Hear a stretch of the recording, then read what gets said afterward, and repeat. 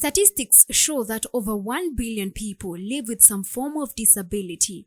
That's about 15% of the world's population, among them 93 million being children, 720 million adults with significant difficulties in functioning. Early to bed and early to rise makes a man healthy, wealthy, and wise, they say. It's an expression that promotes going to bed and waking up early as a contributor to success.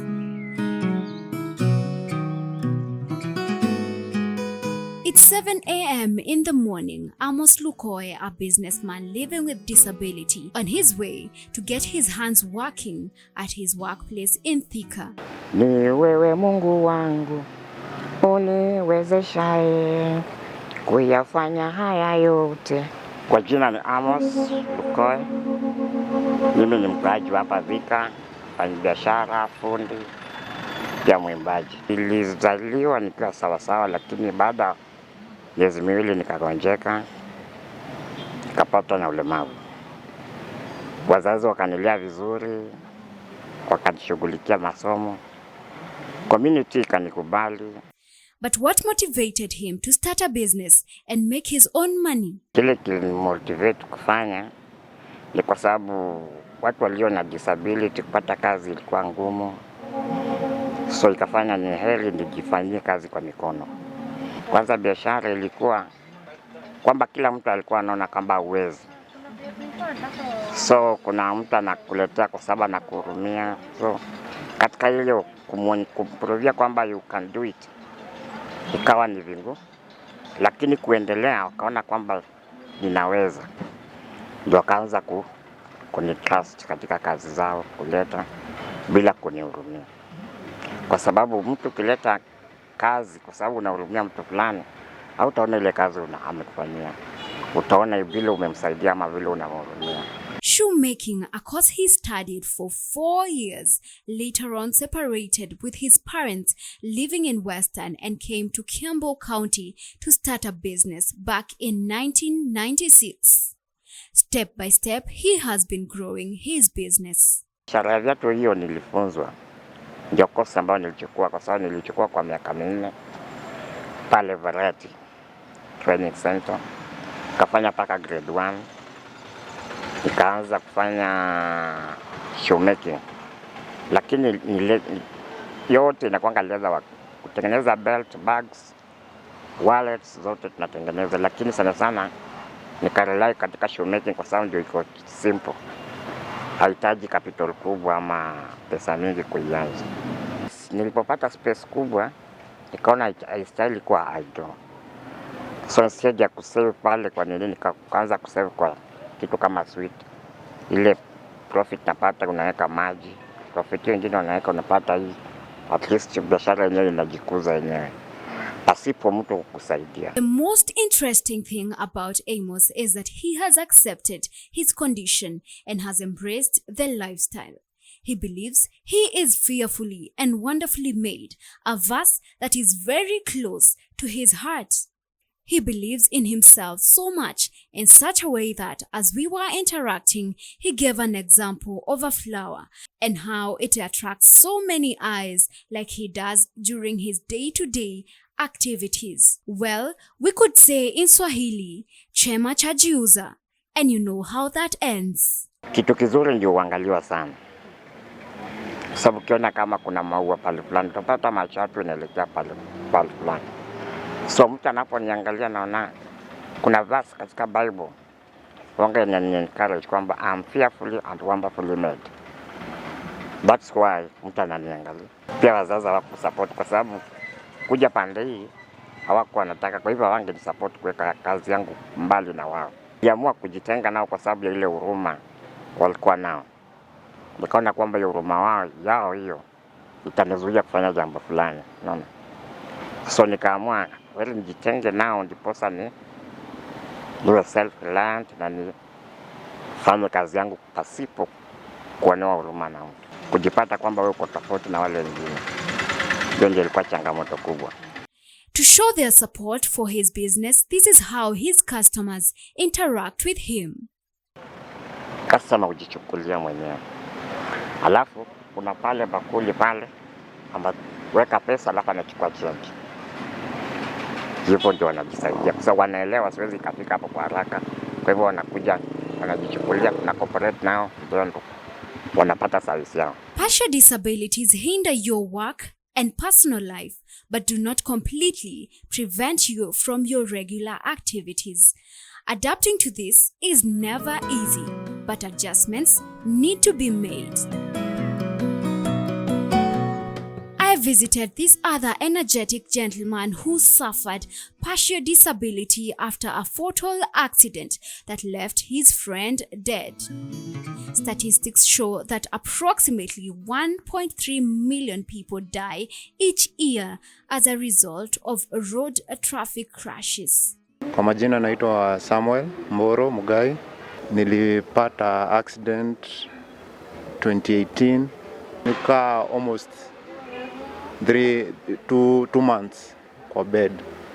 Nilikuwa nasaidiwa na kazini yangu ule nampenda sana, namshukuru. First time nili lose hope. Mimi hadi sikuwa najua friend yangu alikufa. Juu nikikumbuka mimi nilijipatanga hosi. But some friends wakakuja wakaanza kuniuliza, unaweza kumbuka ni wapi ulikuwa, nini mlifanya?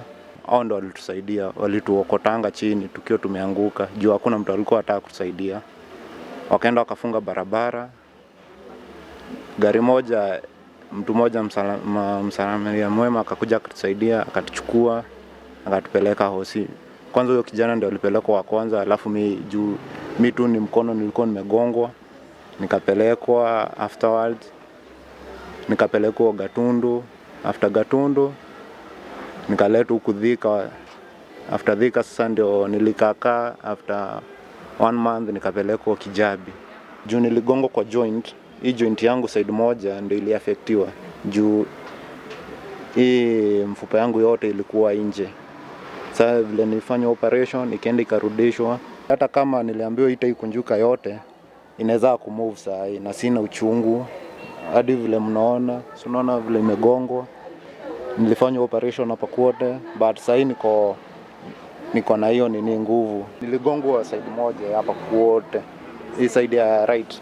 Juu tulipata accident, tukagonga post ya stima. Vile tulianguka, sasa mguu yangu ikufanywa surgery. Ilikaa hivyo. Sasa hiyo ndio ilituma mguu yangu isikunje. Sasa pia iko na shida. Hadi kupiga magoti siwezi. Bado mkono yangu haijarudi mzuri kabisa. Siwezi inua kitu mzito. Psychological effects after a car accident can reduce your quality of life and can have an impact on your ability to enjoy your hobbies, interact with your loved ones, or even maintaining your employment. Some victims suffer serious psychological pain without being physically injured. These effects are as a result of the trauma caused by the accident, including fear, panic, and helplessness felt by the accident victims. Huyo friend yangu alikufa on the spot akipelekwa hosi. Venye alipelekwa mimi si kuambiwa. Mimi after some months ndio nilikuja kujua friend yangu alikufa. Sasa hiyo ilini affect juu nilikuwa nakaa saa zingine nakaa hivyo nashindwa friend yangu alikufa aje na si kuambiwa. But nilikuja kugundua mtu akiwa in shock hufai kuambiwa vitu zingine juu unaweza kichwa yako inaweza kuwa sio poa. I mean, this colorful business right here, you can see flowers all over, and you've heard the story after a traumatizing and fatal accident, an accident that leaves you with a mark that lives with you forever, but then life still moves on. Hadi wa leo sasa niliachwa na hizo alama za hiyo accident. Having gone through an accident that left him partially disabled does not stop him from having a fulfilling, outgoing lifestyle. Hadi kudrive sasa naweza drive. Naweza inua kitu mzito lakini si hivyo mzito sana. Naweza stretch. You can see naweza stretch hivyo. Ina stretch kidogo. Haiwezi zidi kutoka hapo. Juu hii pande ya right na huku ndio iligongwa. Examples of injuries related impairments resulting in disabilities include psychological trauma, paralysis due to spinal cord trauma, partial or complete amputation of limbs, sensory disability such as blindness and deafness, physical and or cognitive limitations due to neurotrauma, physical limb deformation resulting in mobility impairments. Pulling back to Amos Lukoye's shop, we found one of his customers waiting to be served. He was willing to talk to us. This guy is my long-term friend. We have been a customer for the last 6 years. And I usually come to him because he's honest. You can rely on him. He's very reliable. And he's quite competent in his work. And every time he works on your shoe, you find that you'll have a long time with it. You can always trust him. There's nothing like disability. The kind of work that he does is quality. And you never get embarrassed by the kind of work that he does. So every time he works on anything that is a shoe on you, you're sure that you're going to get some good results. And then the promise. Very many guys who work on shoes, they don't keep their promises. Apart from being a businessman, Amos is also a gospel musician. He says he loves praising the Lord, his creator. Nilianza kuimba mwaka wa 1991. Uimbaji naipenda kwa sababu inanituliza moyo. Ninapenda sana ninapomsifu Muumba wangu kwa sababu alikuwa na kusudi la kuniumba na amenilinda mpaka wakati. Na encourage watu kwamba wasikate tamaa. Hata kama mambo yalikuwa ni mazito yapi. Ngapi umevunja moyo, mara ngapi umechekelewa.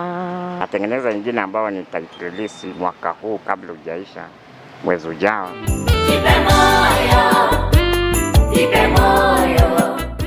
Indeed, disability is not inability. Amos here is able to do a few things, shoemaking, and he sells a few things like juice, water, biscuits, and sweets. You know what? He feels he has a reason to live and that God created him for a purpose. He's also a singer. You've just heard from one of his customers who says that he has been his customer for 6 good years. So he's one person who is very, very reliable. And let's hear from Amos what he has to advise those people right at home with disability. Ambao wamepatwa katika hali hiyo, labda maumbile, katika hali ya ulemavu. Kuna jambo moja ambalo Mungu hufanya. Mungu akuacha akumaliza, akuachi bure. Kuna kitu Mungu anakuachia, ambao ukishikilia hiyo, hakika maisha yako yatakuwa tofauti. Kwa hivyo wasije wakajidharau, zaidi ya yote wampende Mungu wao. Atawaelekeza kwa kila jambo. Umbali nimefika, ni wewe Bwana wangu, kwa lolote ninalo limekugharimu. Afya niliyo nayo ni kwa mijeledi, kwa wokovu wangu ni kwa misumari. Wambo Ingatia, DGTV.